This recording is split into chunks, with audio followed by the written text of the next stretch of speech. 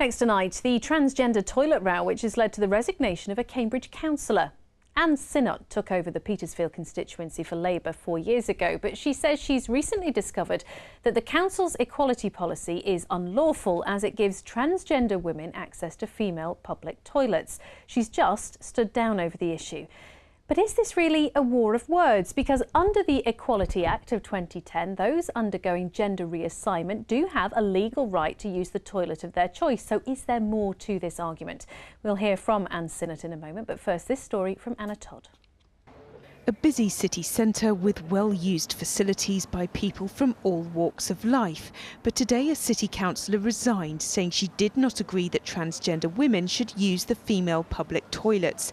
Anne Sinnott questioned whether it is lawful for transgender women to use the toilets and raised concerns about the safety of other women and girls in there.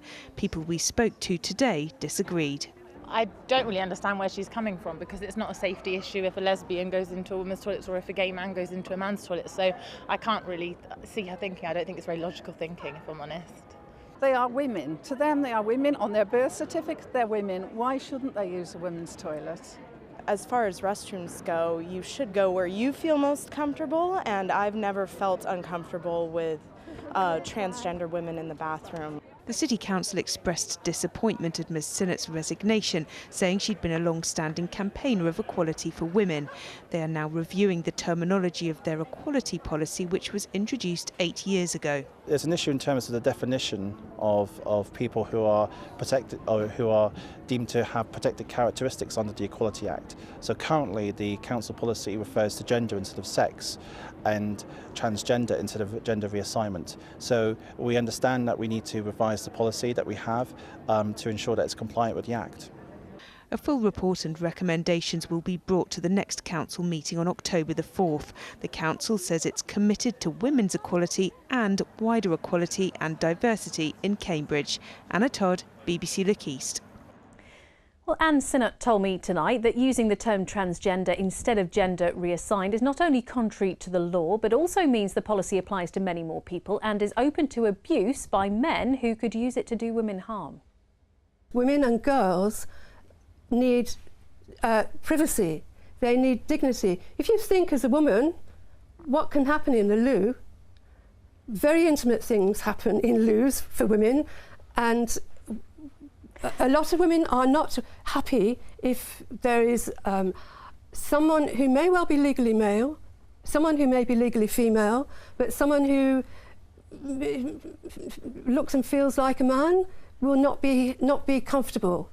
And I'm saying that the majority of people of whatever persuasion, whether they're heterosexual people, whether they're trans people, whether they're men, whether they're women, the overwhelming majority of people are law-abiding, and there isn't a problem.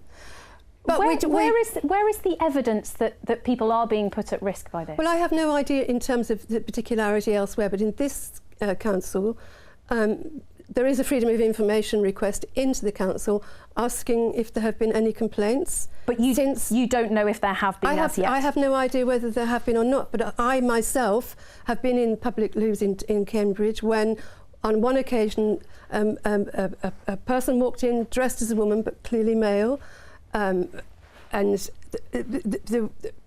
was a bit taken aback. I could see that some of the other women were more disconcerted. On another occasion, no one said anything though, and on another occasion, a male dressed as a male walked in and started asserting his rights to be there very aggressively. Would you be happier if every toilet in the city was a unisex toilet? Is that the way that this should be? When it comes to public loos, I would like to see single-sex facilities retained.